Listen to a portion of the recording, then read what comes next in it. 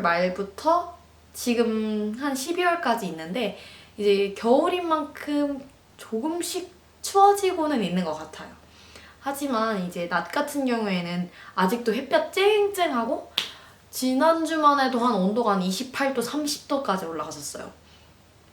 이제 오늘이 날짜가 11월 9일인데 한국은 아마 좀 추워졌을 거라고 생각이 드는데 여기서는 겨울을 느끼지 못하고 있어요. 여러분이 생각하기로는 약간 가을, 초가을 날씨 정도로 보시면 될 것 같아요. 11월 날씨가.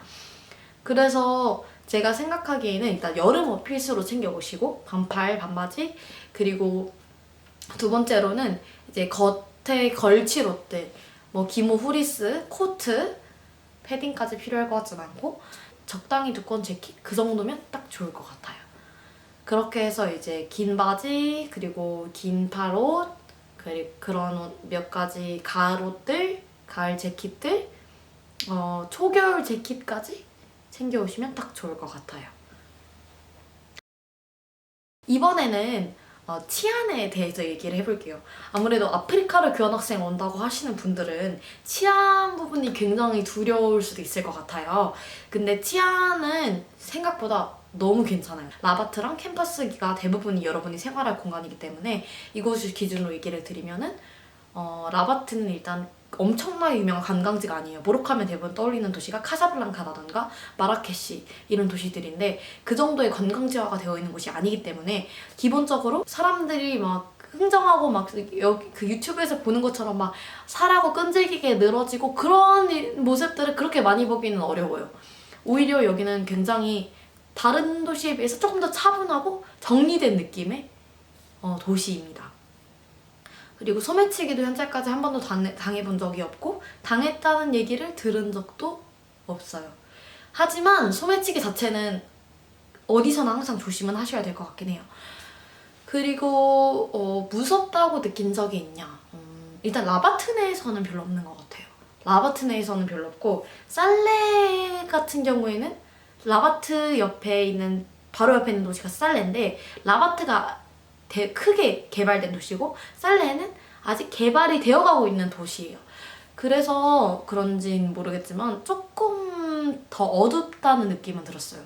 그리고 한번 이상한 사람을 만난 적도 있었긴 해요. 막 갑자기 와서 막 키스해달라고 하거나 막 너가 너무 좋다. 막 처음 본 사람인데 뭐 그런 이상한 사람을 본 적도 있어서 조금 당황스럽고 조금 무섭게 느껴진 경험도 있어요. 그렇기 때문에 어두울 때는 가지 않는 게 좋다라고 얘기를 하기는 해요. 하지만 캠퍼스 자체에서는 뭐 새벽 2시에 있든 3시에 있든 4시에 있든 전혀 위험하다고 느끼지 않아요. 왜냐면 기본적으로 정말 24시간 곳곳에 다 경호해주시는 경호원 분들이 다 있어요. CCTV 다 설치되어 있고 그리고 학교 자체도 아이디 카드가 없는 사람은 들어올 수 없어요. 그냥 철문으로 막혀있고 그 철문마다 다 경호원들이 지키고 있고 들어올 때도 뭐 위험한 물건들 같은 거 뭐 엄청나게 큰 뭐 칼이라던가 뭐 무기라던가 그런 것들 당연히 반입 안 되고 뭐 기본적인 그 보안 체크도 있기 때문에 전혀 무섭다라는 느낌을 받지 못한 것 같아요. 오히려 학교 안에 있을 때 가장 안전하다라고 느껴요. 그래서 학교 내의 치안은 전혀 걱정하실 필요 없을 것 같고 그리고 이 기숙사 건물 1층마다도 다 리셉션이 있거든요. 그리고 경호하시는 분들도 밤에 다 상주에 계시고 그런 기숙사 내 그리고 캠퍼스 내의 치안은 전혀 걱정하실 필요 없다. 그리고 라바트 내에서도 별로 걱정하실 필요 없을 것 같아요. 물! 이건 중요한데요. 그 물 여러분 수돗물 마실 수 있나? 이런 궁금증 드실 수 있는데 마시지 않는 것이 좋을 것 같아요. 제가 두드러기가 초반에 났었는데 왜 났는지 모르겠는데 이제 그 메디컬 센터라는 학교에 약간 보건실 같은 곳이 있어요. 그곳에 가서 얘기를 나눠보니까 혹시 수돗물 때문일 수도 있다고 하더라고요. 국제 학생들 같은 경우는 가끔 물이 안 맞아서 몸에 알러지 반응이 나기도 하니까 가급적이면 수돗물 마시지 말고 이제 생수가 있는 것들, 이제 생수를 학교의 슈퍼마켓에서 팔기도 하고 아니면 이제 학교 곳곳에 정수기가 설치되어 있어요. 그래서 그 정수기에서 이렇게 큰 물병 같은 거 준비하셔서 여기에 계속 이제 따라 마시고 리필해 마시고 하는 것들 추천드립니다. 그런 의미에서 이제 보틀 그 텀블러 같은 거 가져오시면 좋을 것 같아요. 계속 들고 다니면서 간편하게 마시고 이제 물 떠먹을 수 있게. 먼저 물가는 전반적으로 싼 것 같아요. 약간 과일도 싸고 채소도 싸고 하지만 비싼 것들이 있어요. 한국보다도 어쩌면 비싼 것들이 있어요. 첫 번째로 이제 전자기기가 비싸요. 그래서 전자기기 관련해서 살려고 하시는 분들 같은 경우에는 미리 한국에서 다 사오시는 것들을 추천드려요. 아, 모로코 싸니까 모로코에서 한번 뭐 사면 되지 않을까 이렇게 생각하시는 분들이 있을 수도 있을 것 같고, 저도 그렇게 생각을 했는데 전혀 아니었어요. 굉장히 비싼 국가 중 하나라고 하더라고요. 전자기기는 우리나라가 더 싸다라는 거. 그리고 저는 이제 채식을 하는데 이제 두유라던가 각종 채식주의자들을 위한 그런 제품들 있잖아요. 그런 제품들이 일단 모로코에는 가짓수도 적고 굉장히 비싸요. 굉장히 비싸요. 제가 지금 사 먹고 있는 식물성 제품들이 한 25디람 이 정도 하는데, 25디람이 어느 정도냐면 저희 학교 점심이 25디람이에요. 점심 한 끼 값으로 우유 하나 사 먹는 거죠. 네, 학교 점심이 그래도 엄청 싼 가격은 아닌데 그래도 나쁘지 않은 가격이거든요. 이제 주변에 있는 레스토랑들, 이렇게 모로코 음식점 기준, 모로코 음식을 파는 곳들 기준으로 이제 너무 막 분위기 있지 않은 곳들, 그런 곳들 가면은 이제 25에서 30디람 정도 하거든요. 그런 것들 가격이 이제 외식가라고 보시면 될 것 같고, 그리고 나는 좀 분위기 있는 곳에서 먹고 싶다 하면 굉장히 많이 올라갈 수 있어요. 여기다가 더불어 술이 비싼 곳이기도 하기 때문에 술까지 마시겠다 하면은 200디람 남는 것 같아요, 한 사람당. 네, 뭐 싼 가격은 아니죠. 대신 이제 분위기 좋은 곳 갔다고 쳤을 때, 괜찮은 레스토랑에 갔다고 쳤을 때 그 정도 나온다는 거. 근데 그 값싼 모로코 음식점 그리고 이제 레스토랑, 값비싼 레스토랑의 한 중간 정도 가격대 찾으신다 하면 한 40디람에서 50디람 정도도 찾을 수 있을 것 같아요. 브런치 카페에 갔었는데 그런 데 같은 경우에는 가격이 한 40에서 50 정도 됐었고요. 그래서 이제 외식가 좀 저렴하게 생각하시면 25에서 50, 60 이 정도 생각하시면 될 것 같고, 그리고 레스토랑 가거나 아니면 이제 클럽 이런 데 가면은 훨씬 더 높게 예상하셔야 된다.